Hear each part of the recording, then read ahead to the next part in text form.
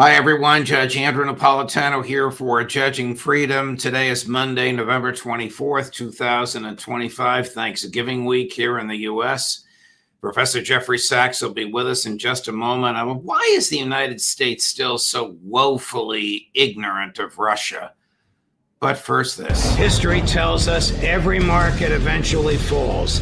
Currencies collapse. And look at where we are now. 38 trillion in national debt. Stocks at record highs defying gravity. So what happens next? Groceries, gas, housing, everything's going up. And this dollar, it buys less every day. When the system breaks, your stocks won't save you and your dollars won't either. But one thing will: gold. I've said it on my show for years.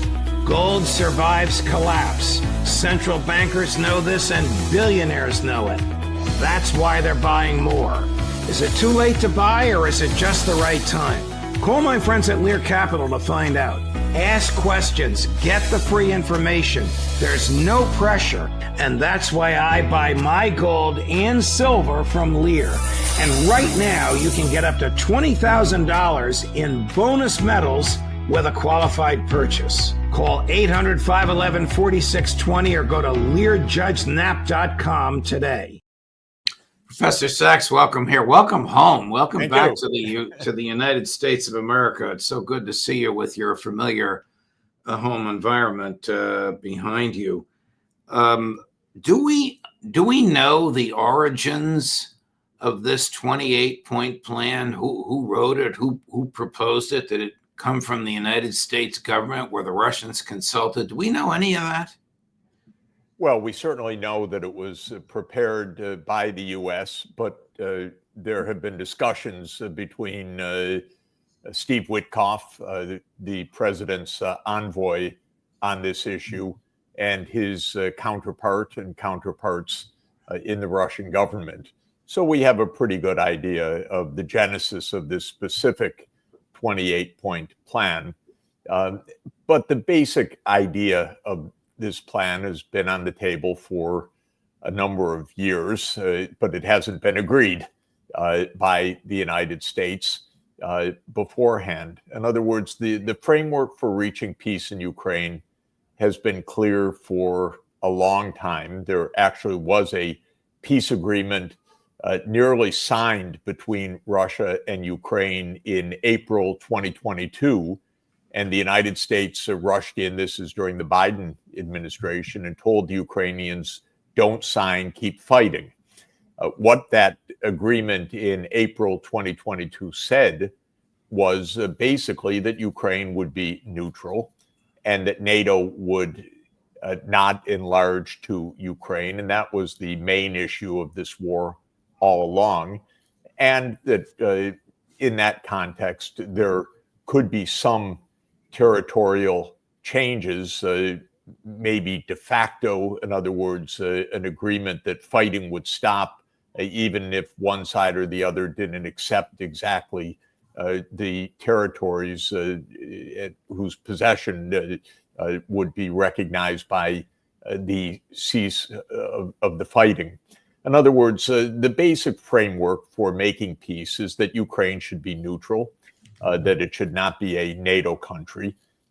And in that context, after 10 years of war, this has been going on basically since 2014, territories have changed and the fighting would stop and the change of territory would be recognized in a de facto manner. Now, again, the 28-point plan that we've read about in the press states these points pretty straightforwardly, and therefore they're a basis for this war to end. All the warmongers in the United States and in Europe are jumping up and down, saying no, Ukraine should keep fighting, keep losing people, keep suffering territorial losses.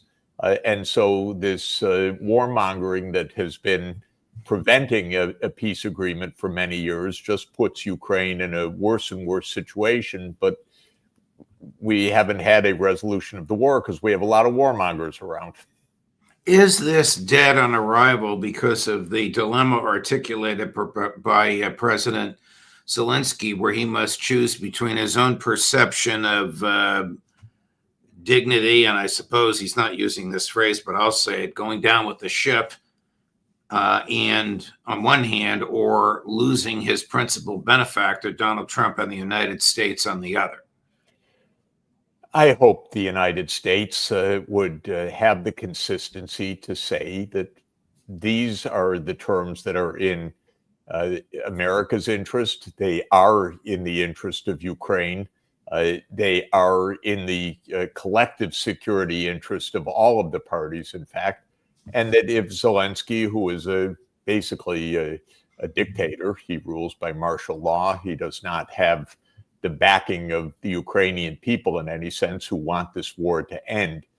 But if the Ukrainian political leadership says they're going to keep on fighting, I hope at least the United States says you're on your own. That's it. No more weapons, no more funding, no more support. You're on your own.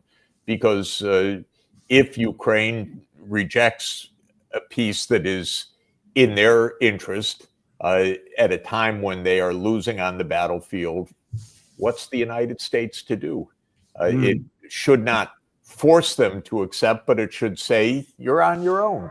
And that, if Trump has any consistency, which is not to be the case, but if he does have any consistency, that would be the right thing to do. The right thing to do from the point of view of America's interests, actually the right thing to do from the point of view of Ukraine's real interest.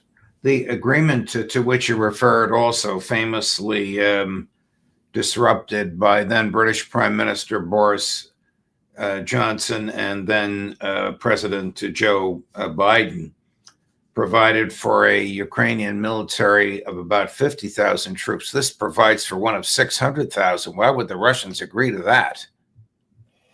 Well, I think the main point is if the United States is very clear that it's not going to support a continued war, Russia doesn't really fear Ukraine.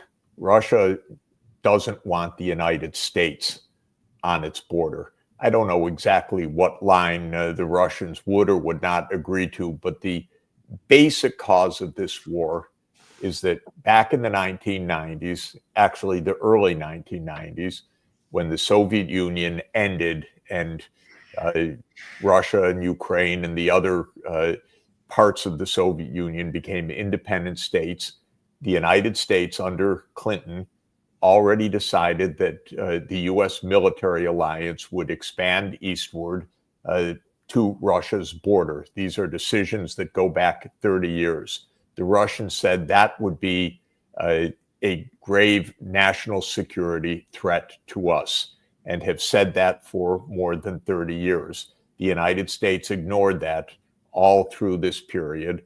Eventually, a war broke out 11 years ago in 2014 over this issue. Until today, the official position of the NATO alliance is that NATO will expand to Ukraine. Trump has said privately and in this document that NATO won't expand to Ukraine. That's how the war could end. But the Europeans are still jumping up and down saying NATO will expand when NATO wants to. And hardliners in the United States say the same thing. And so the basic cause of this war, which goes back 30 years, remains on the table till today. Donald Trump has not proven to be a strong and consequent leader, so he wavers whenever he has objections, even within his own government. Marco Rubio is clearly a much greater hardliner on this issue. Trump doesn't like that kind of opposition, and he's easily pushed over. Whether he will be again is, I guess, a basic question that we're facing. So if the United States feels its national security is threatened, by a speedboat 1,500 miles from our shore, it will just blow the speedboat out of the water with no legal justification, no international or domestic authority, and no public evidence revealed. Why doesn't it understand the threats that Russia feels when Ukraine is aiming American and British long-range missiles at Moscow? Look, the whole point of being the American empire is to not be consistent, but to do what America wants. That's the whole principle of the NATO enlargement from the start. The idea is we're the world's sole superpower. We go where we want, we go when we want, we go how we want. We don't have to explain. We don't have to be consistent. There's no golden rule for the American empire. We have had the Monroe Doctrine for more than 2 centuries. Don't come close to us from the outside. No European power should encroach in our hemisphere. But we have always reserved the right to go bother anyone anywhere in the world that we want to. Right. So consistency has never been the point, but that gets us into endless wars. We're not as all-powerful as these Washington politicians or the CIA or others like to think. We now have been dragged into this awful war by this warmongering approach of the United States that says we do what we want. We don't have to listen to anyone else's interests.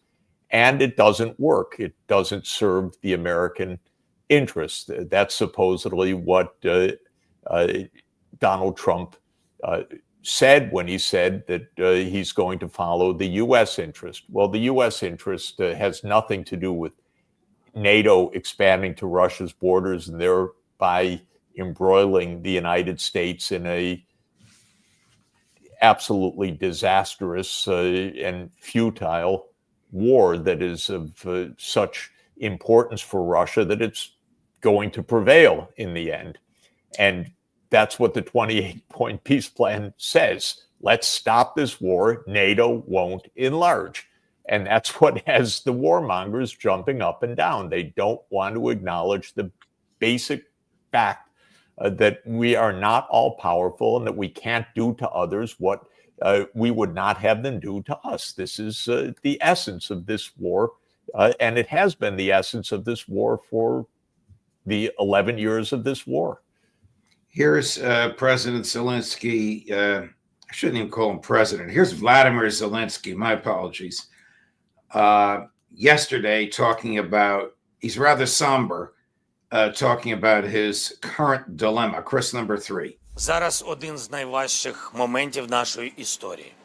This is one of the most difficult moments in our history. The pressure on Ukraine is now at its most intense.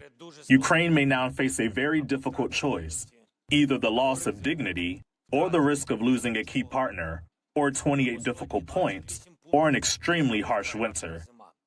The most difficult and further risk are life without freedom, without dignity, without justice, and believing someone who has already attacked us twice. Sounds like if he could do what he wanted, he would reject the 28 points and keep talking, and his countrymen continuing to be slaughtered. Yeah, it's so unimpressive to listen to this blather. He's worried about dignity or losing the partner, the United States. What about the estimated 2 million Ukrainians who have died or been gravely wounded in this absolutely disastrous and futile and unnecessary war? I find Zelensky absolutely terrible and have found him such for years, delusional or for whatever reason, not counting the terrible, unbelievable costs to his own countrymen, not representing them. And till this day, I find the decisions absolutely awful. He is ruling by decree. He is ruling over and part of a massive corruption scandal. So was a lot of money being made on this war by Zelensky and his henchmen. There's nothing admirable about this agony that he's expressing. If he were a serious and consequent and honest leader, the war would end. Here's somebody else that I'm sure you will profoundly disagree with. As would any rational person, she's really in another world. This is Ursula von der Leyen. God. I'm sorry. I don't have to even watch. Europe is so terribly misled. She's a disaster. But let's see what she says. But however you feel about her now, you will feel even more strongly 90 seconds from now. I bet it won't change my view, but let's watch. Chris, number 7. Any credible and sustainable peace plan should first and foremost stop the killing and end the war while not sowing the seeds for a future conflict. We have agreed on the main elements necessary for a just and lasting peace and Ukraine's sovereignty. And let me highlight 3 of them. First, borders cannot be changed by force. Second, as a sovereign nation, there cannot be limitations on Ukraine's armed forces that would leave the country vulnerable to future attack and thereby also undermining European security. Third, the centrality of the European Union in securing peace for Ukraine must be fully reflected. Ukraine must have the freedom and sovereign right to choose its own destiny. They have chosen a European destiny. It starts with the country's reconstruction, its integration into our single market and our defense industrial base, and ultimately joining our union. We will continue our work together with Ukraine, our member states, the coalition of the willing and the United States to make real progress towards peace. What is important is that we move forward as partners on a single track. She's in another world, Professor Sachs. Well, there's so much wrong with every sentence that she uttered. Borders are inviolable until Europe and the United States decide they're not inviolable. Back in the end of the 1990s, the U.S. and Europe bombed Serbia for 78 days to break that country in two. And the breakaway part, Kosovo, that is a border change of this supposedly inviolable borders of Europe, that country, or that breakaway part was then recognized as a nation by the European countries, and NATO put its largest military base in southeastern Europe in that breakaway place. And so these statements are vacuous. Borders can't change except when we want to change them. Van der Leyen has not engaged in any diplomacy. The European Union has not engaged in any diplomacy with Russia whatsoever. They've had no direct talks. They don't believe in diplomacy. There is a slight nuance that should be noted, though. When she talked about Ukraine gets the right to choose, nobody, including Russia or the U.S. in this 28-point plan or anybody else, has denied Ukraine's right to become part of the European Union. In fact, this is an issue about military alliances, and this is an issue about NATO, that is the U.S.-led alliance in Ukraine. So Van der Leyen didn't quite say that NATO would be part of Ukraine. There's no clarity in her words. It's empty rhetoric. Yeah, I mean, in any event, she has engaged in no real diplomacy and has been a terrible leader for Europe. Maybe that's why Secretary of State, or at least nominal Secretary of State, Marco Rubio, says he knows nothing about her proposals. Chris? Of the counter plan of the European. I'm not a war counter plan. I haven't seen any counter plan. All right, guys, thank you. Thank you. Oh my God. It's just such incredible amateur hour. Who is the Secretary of State? Is it Marco Rubio? Is it Steve Witkoff? Or is it Jared Kushner? Nothing sticks for 24 hours in this administration. President Trump is, for all of the boasting and all the rest, is a very weak leader. He's a very weak person because his views change by the hour, by the day, depending on who talks to him, who pressures him.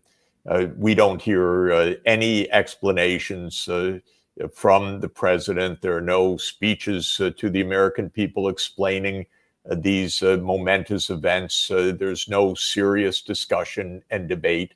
So the answer is that it varies by the hour and by the day who's describing U.S. policy. And Truth Social posts are not exactly foreign policy. And this is why the wars continue everywhere, because nothing quite makes sense. It's amateur hour. Switching gears to Israel before before we finish for the day. Israel attacked Lebanon today and apparently killed some Hezbollah leadership. What will it take to restrain the Israelis? Again, Israel does what it does because of a blank check, financial and military and diplomatic, from the United States. So it would take the United States saying, no, there's really going to be peace. Just as in Ukraine, there's one core issue, which is Ukraine's neutrality. In the case of Israel, there's one core issue, and that is a state for the Palestinian people. The United States and Israel have rejected that, so war is endless. Until there's honesty about the core issue, there won't be peace. And the reason there's no honesty is that the United States basically is complicit with Israel in perpetual war aimed at blocking a state of Palestine. It's not complicated because these wars continue for decades, in fact, in the case of Israel, for obvious reasons. And Israel is engaged in war all over the Middle East for one reason and one reason only. And that is that Israel blocks the chance for peace by rejecting a state of Palestine. And we heard that again explicitly in recent days by Netanyahu and by all of his war criminal cronies, and nothing from the United States except to support Israel. So as long as this continues, there will be perpetual war. Israel will be killing people in Lebanon, in Syria, in Yemen, in Iraq, actually in Africa as well, in Sudan or in Libya or in Somalia. The war is all over the region, and it's Israel-caused wars, all in the service of one point: to prevent there being a state of Palestine alongside a state of Israel. And the United States supports this, and because of that, the wars continue. So we basically handed out our military apparatus. Well, we spend $1 trillion a year on this, and it's used for perpetual war. This is Right. what's happened to the American people. We have no say in it. This is not what the American people want. This is not what America First is all about at all. So that's why also Trump's own base is saying this isn't what we signed up for. Not at all. I'm going to stick with Israel, but I first want to reveal the results of a poll that we've been taking today of the people that write into us during the show. So the president said to President Trump said to Vladimir Zelensky, you better accept this by Thanksgiving. So the question is, will the so-called 28-point peace plan happen before Thanksgiving? No, 86%. Yes, 4%.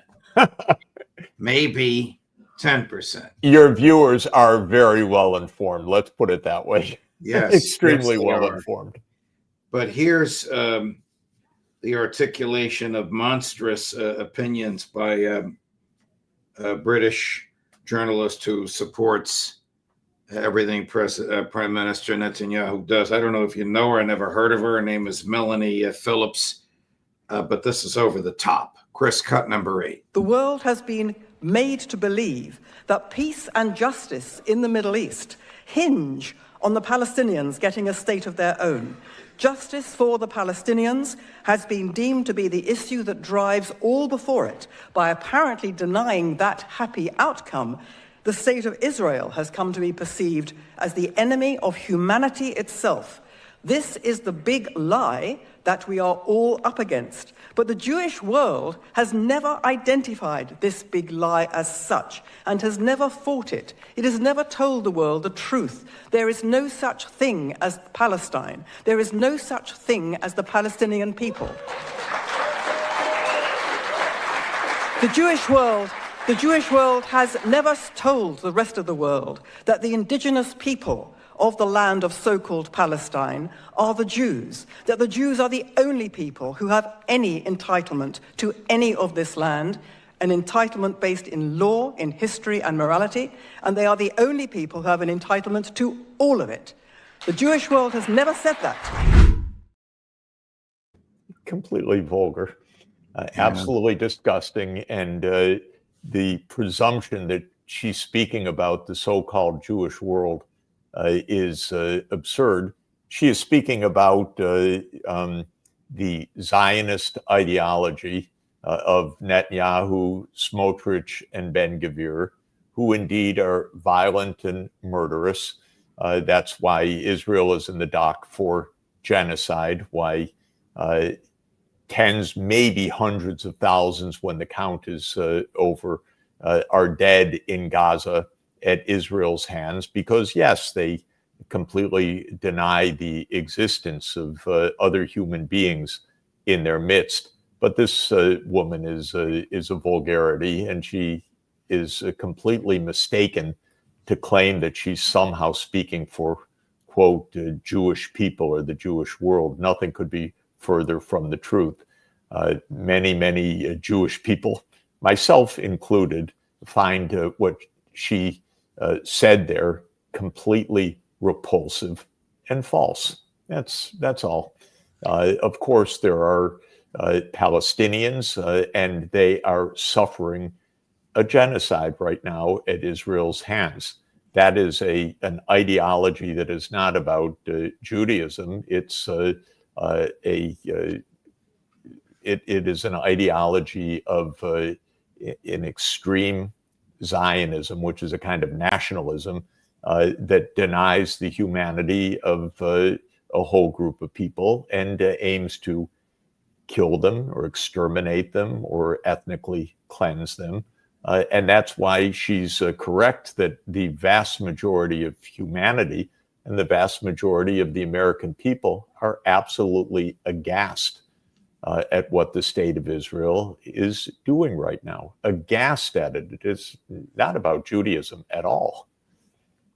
Alistair Crook told us this morning that he expects that Netanyahu will convene his own investigation of what happened on October 7th so that he can control the investigators and control the outcome, that it will not be an independent, nonpartisan, intellectually honest investigation. It'll be a whitewash. Well, look, nothing is honest by our governments.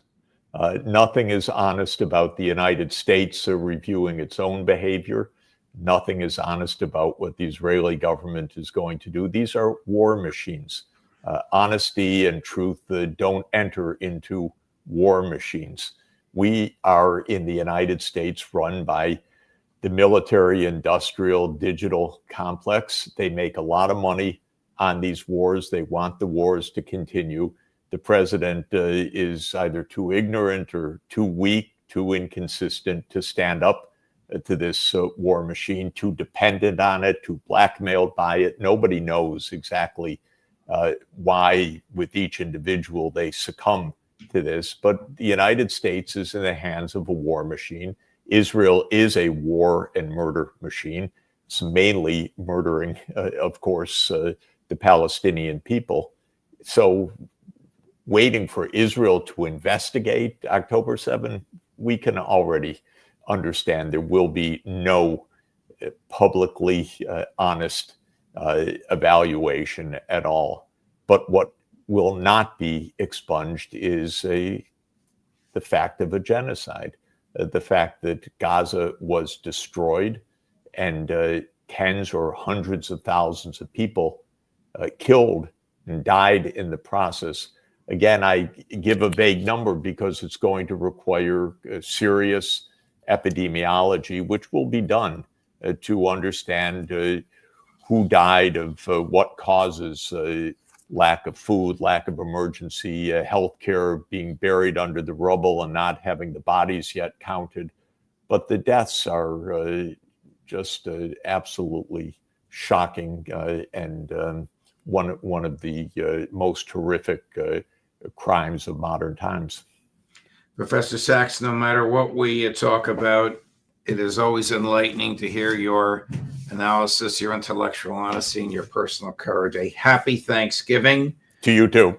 Thank you to you and your family, and we'll look forward to seeing you again soon from New York next week. Excellent. Thank you so much. Thank you. All the best.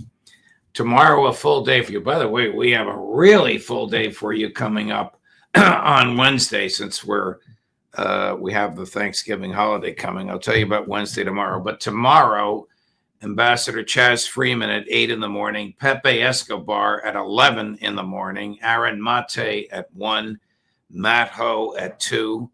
And on why Netanyahu keeps denying that he was involved in the murder of Charlie Kirk, and so few people believe the denials, with Colonel Kwiatkowski tomorrow, Karen Kwiatkowski at 3.